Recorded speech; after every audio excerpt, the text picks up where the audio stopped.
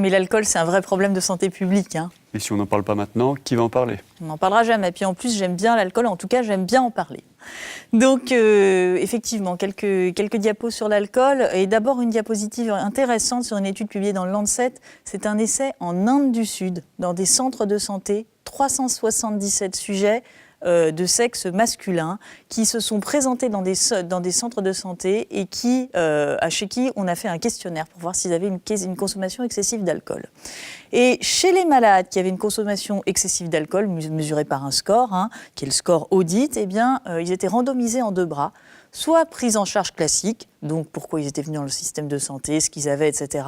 Et puis pour l'alcool, on leur donnait une plaquette leur disant voilà les méfaits de l'alcool, et puis on leur faisait prendre connaissance de leurs résultats biologiques en leur disant, là il y a une consommation élevée d'alcool s'il y avait des marqueurs de consommation d'alcool. Donc prise en charge classique un peu orientée. Ou alors randomisation, la même prise en charge classique, et puis une prise en charge psychologique de la consommation excessive d'alcool en face-to-face avec plusieurs entretiens, 4 au maximum, de 45 minutes à 1 heure, où on allait creuser un petit peu les raisons de la consommation excessive d'alcool, qu'est-ce qui motivait le patient à prendre un verre, comment il pourrait contrer ça. Donc une prise en charge psychologique adaptée.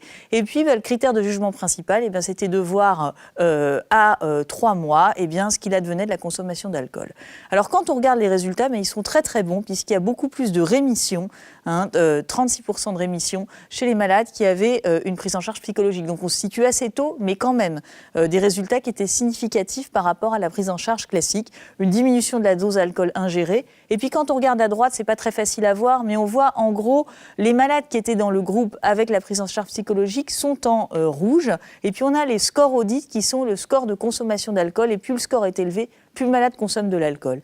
Et puis ce qu'on voit, c'est que finalement, la rémission survenait aussi chez des malades qui avaient un score audit élevé, donc qui consommaient beaucoup. Ce d'autant plus, vous voyez qu'il y a plus de rouge en bas, que les patients avaient la prise en charge psychologique. Donc la conclusion de cette étude, c'est que la prise en charge psychologique de la consommation excessive d'alcool, ça marche. C'est efficace, en tout cas à court terme, et pour une augmentation de coûts qui était acceptable. Donc au moins, cette étude, c'est peut-être pas faisable à l'échelon de la population entière, mais montre que c'est possible de faire quelque chose et de pas juste mettre une couverture et de se dire « je n'ai pas vu ça ». Donc je crois que c'est une étude qui est importante. Ce qui est un petit peu frustrant, c'est que ce sont des moyens comme ça sur le papier assez simples et très séduisants. Et puis finalement, en pratique, c'est pas si simple que ça. C'est compliqué d'avoir une psychologue, etc. En pratique, c'est très compliqué, c'est cher, il y a une pénurie de psychologues, les malades sont parfois difficiles à joindre. C'est vrai, tu as raison, c'est très compliqué. Mais en tout cas, si on n'essaye pas, on n'y arrivera pas. Et il faut certainement aller vers ce type d'action si on veut prendre en charge ce fléau correctement. Alors, quand on a un alcoolisme patent, avéré, et puis une cirrhose, on peut développer une complication gravissime qui est l'hépatite alcoolique aiguë, qui survient généralement sur cirrhose, qui est un phénomène inflammatoire. Alors, la survie après hépatite alcoolique aiguë dépend de plusieurs choses, notamment à court terme de la réponse aux corticoïdes, qui reste le seul traitement qui augmente la survie par rapport au placebo et qui n'est pas très très efficace quand même. C'est le seul traitement qu'on a, mais on a envie qu'il y ait d'autres molécules qui se développent. Et alors là, il y a des auteurs, l'équipe de Lille, Alexandre Louvet travaille énormément sur l'hépatite alcoolique aiguë, c'est une équipe qui est experte, qui a une expertise mondiale. Et donc là, ils ont regardé dans cette étude prospective chez 400 patients qui ont une hépatite alcoolique aiguë sous corticoïdes et qui sont suivis 62 mois, donc longtemps, les facteurs qui influencent le pronostic. Et globalement, il y a 2 messages. Dans les 6 mois, ce qui influence le pronostic, c'est la sévérité de la maladie hépatique et la réponse aux corticoïdes, on le savait déjà. Et donc là, si on veut tester des drogues augmentant la régénération hépatique dans les 6 mois, effectivement, on va y arriver puisque c'est la sévérité de la maladie hépatique qui prime.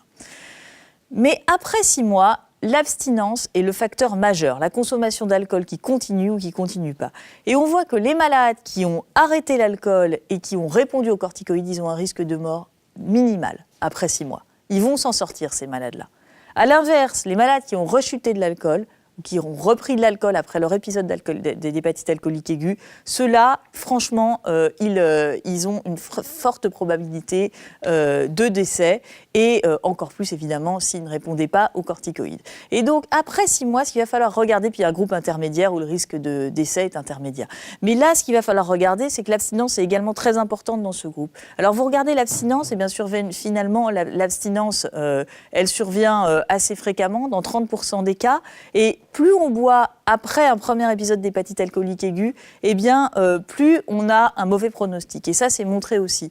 Et donc finalement, voilà, le message de ce papier, c'est qu'à court terme, c'est la fonction hépatique et la réponse corticoïde qui comptent, mais à long terme, c'est la reprise de l'alcool. Et ça, c'est majeur. Et donc, ça ne sert à rien de tester des drogues pour améliorer la survie de l'hépatite alcoolique aiguë à 1 an ou 2 ans si on ne prend pas en compte ce paramètre d'abstinence ou pas abstinence. Et donc, les nouvelles combinaisons doivent probablement être testées sur le pronostic à court terme, en tout cas en ce qui concerne la régénération, parce qu'on attend bien entendu des essais sur l'abstinence, l'obtention de l'abstinence, mais ça, c'est d'autres molécules. Donc l'intérêt des psychologues, des addictologues pour justement améliorer le pronostic à long terme cette fois. Voilà, et des molécules peut-être qui empêcheraient le craving également. Alors une autre étude, qui est une étude qui dit un petit peu la même chose, qui voit les facteurs prédictifs d'abstinence après un épisode d'hépatite alcoolique aiguë, parce qu'on aimerait bien dire quels malades vont s'arrêter chez ceux qui survivent. Et chez quels malades il va falloir mettre le paquet et se dire ceux-là, ils vont s'arrêter, ceux-là, ils ne vont pas s'arrêter. Donc ça, c'est une étude prospective chez 144 patients qui sont sortis de l'hôpital après un premier épisode d'hépatite alcoolique aiguë et qui ont été suivis assez longtemps aussi. Là, on a 55 mois. Alors d'abord, l'abstinence, elle survient dans 39% des cas. Donc c'est un petit peu les mêmes chiffres que les chiffres de Lille. Donc ça, c'est bien. La survie à long terme est de 38%. Quand on regarde les facteurs associés à l'abstinence, et c'était le principal message de ce papier, eh bien c'est assez simple. Un âge jeune, et puis le fait de ne pas avoir déjà été en cure de sevrage, eh bien ça, ce sont des facteurs de bon pronostic pour s'arrêter de boire. Et à partir de là, les auteurs faisaient un modèle assez simple, en faisant du kart, en voyant lesquels avaient des chances de s'arrêter ou pas. Et puis ensuite, les facteurs associés à la survie. Et là, on enfonce le clou à nouveau. On a l'âge, on a le MELD, et puis on a surtout l'abstinence totale durant le suivi. Donc finalement, le message, c'est que le facteur pronostic à long terme, encore une fois, c'est l'abstinence. Et puis on peut prédire l'abstinence avec l'âge et l'absence d'antécédents de cure de sevrage, et donc effectivement cibler les malades qu'il va falloir surveiller plus ou moins et faire un suivi adapté, encore une fois. Alors, on va passer au syndrome métabolique, mais on va continuer à parler d'alcool, parce que j'aime bien parler d'alcool, j'aime bien l'alcool, j'aime bien parler d'alcool, et notamment peut-être pour la fin du French Paradox. Et donc, vous savez qu'on dit en France, eh bien, boire un peu d'alcool, ça protège du risque cardiovasculaire. C'est ce qu'on appelle le French Paradox.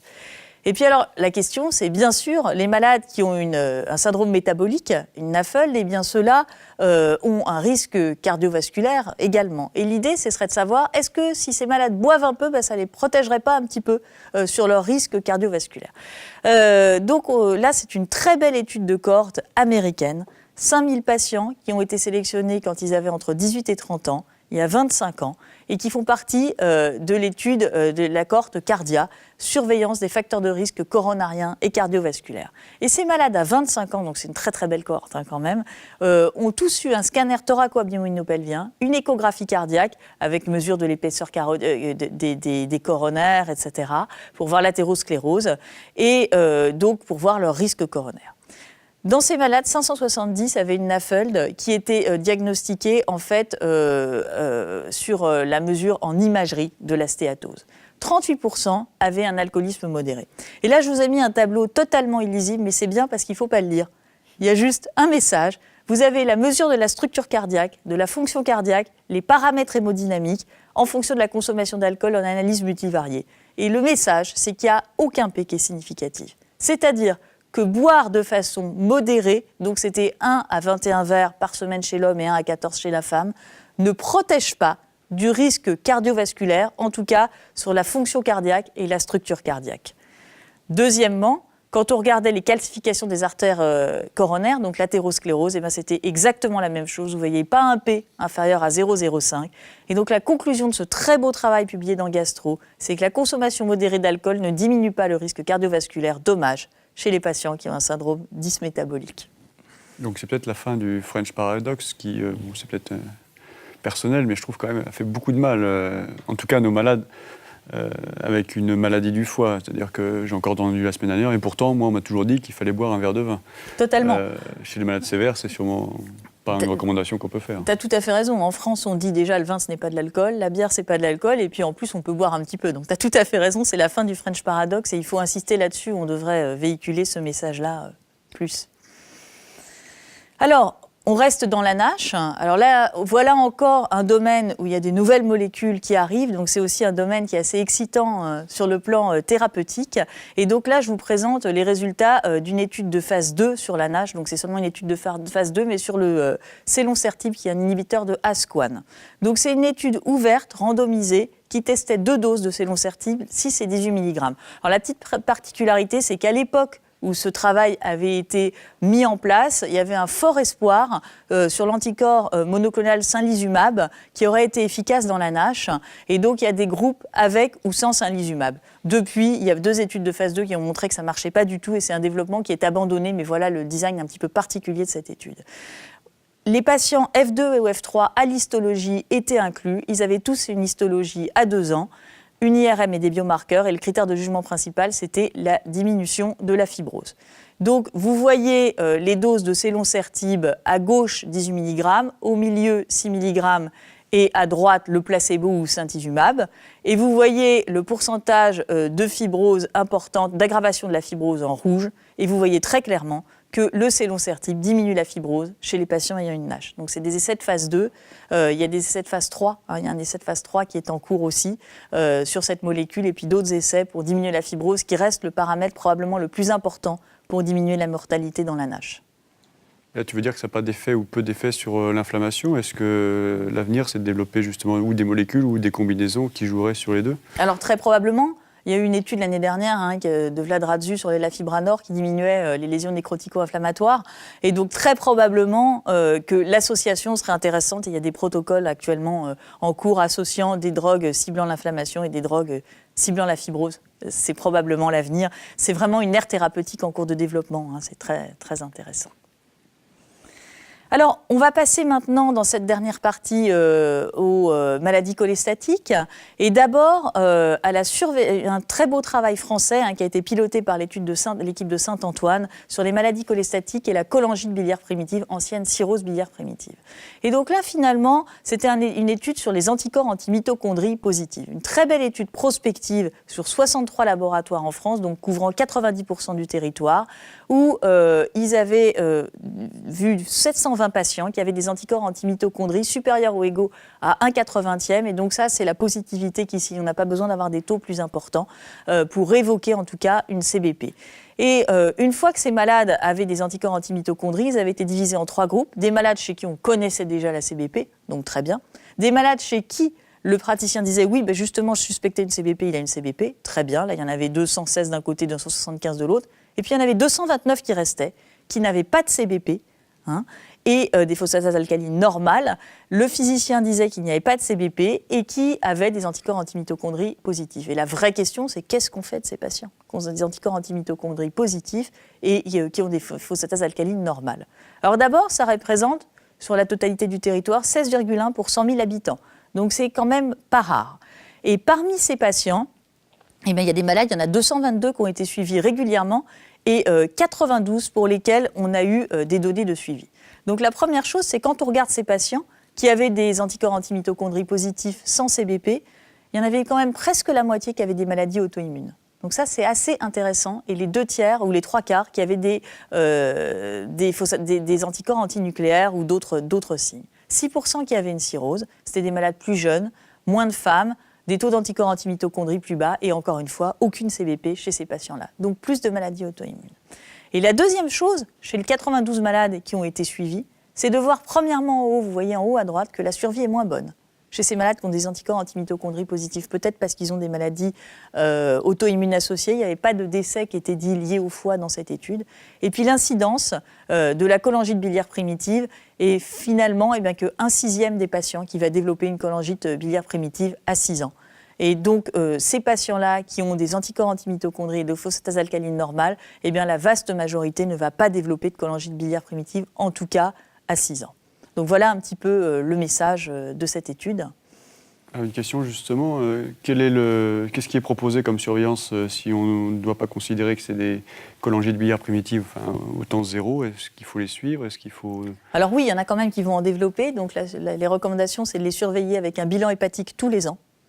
Et alors après, est-ce qu'on peut identifier des patients qui seraient plus à risque de développer une CBP? Dans cet essai, ils ont regardé, il n'y avait aucun facteur, aucun signal qui sortait. Donc on n'arrive pas à savoir, donc on fait un bilan hépatique annuel chez ces patients-là, ce qui ne coûte pas très cher. Alors, dernière étude, et étude très intéressante, est là dans la cholangite sclérosante primitive. Donc là, je vais vous montrer les résultats de suivi d'une cohorte européenne, américaine et australienne de CSP avec 37 centres et 7900 patients. C'est clairement la plus grosse cohorte au monde. Donc c'est un papier dans Gastro. Et ce papier voulait regarder quels sont les facteurs pronostiques dans la CSP de mauvaise évolution. Et alors, le critère de jugement principal, c'était la survenue du décès ou d'une transplantation hépatique. Et puis, l'autre critère de jugement qui était regardé, c'était la survenue d'un cancer hépato-bilio-pancréatique, ce qui est le risque également dans ces maladies-là. Et donc, finalement, eh bien, quand on regarde, sur 7000 malades qui ont pu être exploités, eh bien, on en a quand même 2616 qui sont morts à terme au bout du suivi ou qui ont été transplantés et 721 qui ont développé un cancer. Donc là, on est à 20 ans. Hein. Donc, vous avez à droite, effectivement, le nombre de la survie, chez ces patients au bout de 20 ans, et puis l'incidence de cancer bilio-pancréatique ou hépatique, cholangiocarcinome. Et donc finalement, eh bien, on a une survie qui est aux alentours de 40%, et puis il y a une survenue de cancer qui est entre 15 et 20%, donc c'est quand même non négligeable. Alors ensuite, les auteurs ont voulu regarder, eh bien, finalement, quels étaient les facteurs pour savoir comment surveiller ces patients associés à un mauvais pronostic. Et tu sais que la plupart de ces malades, enfin en tout cas une grande majorité de ces malades, ont aussi des maladies inflammatoires chroniques de l'intestin. Et donc de regarder un petit peu le type de maladie hépatique et le type de maladie chronique inflammatoire de l'intestin associés, en plus d'autres facteurs. Alors, on va regarder plusieurs choses. D'abord, et je vous le dis rapidement parce que je n'ai pas montré de courbe, le sexe masculin et l'âge sont des facteurs qui sont associés à la mortalité, à la transplantation hépatique et au développement d'un cancer chez les malades qui ont une CSP. C'était déjà connu. La deuxième chose, et là c'est très important, quand on regarde les malades qui vont être transplantés ou qui vont mourir, eh bien clairement, la CSP des petits canaux biliaires, celle qu'on découvre à l'histologie, eh bien, elle est de meilleur pronostic que les autres types de maladies biliaires. Et puis quand on regarde aussi, la maladie de Crohn, elle protège alors que la rectocolite hémorragique est plus en faveur d'un pronostic qui est défavorable. Et ensuite, quand on regarde la survenue de cancer, eh bien, c'est un petit peu pareil. La survenue de cancer est augmentée chez les malades qui ont une CSP classique par rapport à la CSP à petits canaux. Et puis là encore, la RCH favorise la survenue d'un cancer. Donc finalement, on arrive à identifier des malades. Et puis la conclusion de cette très grosse étude, c'est que l'âge, le sexe masculin, la présence d'une rectocolite ulcéro-hémorragique et la forme non à petits canaux sont associés à un pronostic défavorable chez ces patients qui ont une CSP. Et donc ça, ces données qui sont nouvelles, sont importantes parce que c'est sur une grosse série de patients et donc c'est des données qui, à mon sens, sont très solides. Et là encore, on a envie de te poser la question, c'est-à-dire qu'on surveille tout le monde pareil, peut-être par excès avec des IRM manuels. Est-ce qu'aujourd'hui, on a les moyens, encore une fois, de faire de la surveillance à la carte? Alors, je crois... Cette réponse n'engage que moi, mais je crois que pas encore quand on regarde les incidences de cancer et puis la mortalité et la transplantation hépatique. C'est quand même des événements qui restent fréquents, même dans les formes de bons, entre guillemets, pronostics. Donc pour l'instant, on n'arrive pas à voir les malades qu'il faudrait surveiller différemment. Donc moi, clairement, je fais une surveillance assez accrue. Je fais une IRM hépatique et décanobiliaire par an, plus un bilan. Voilà, probablement que c'est par excès, mais pour l'instant, j'ai pas l'impression d'avoir assez de données pour alléger la surveillance chez certains patients.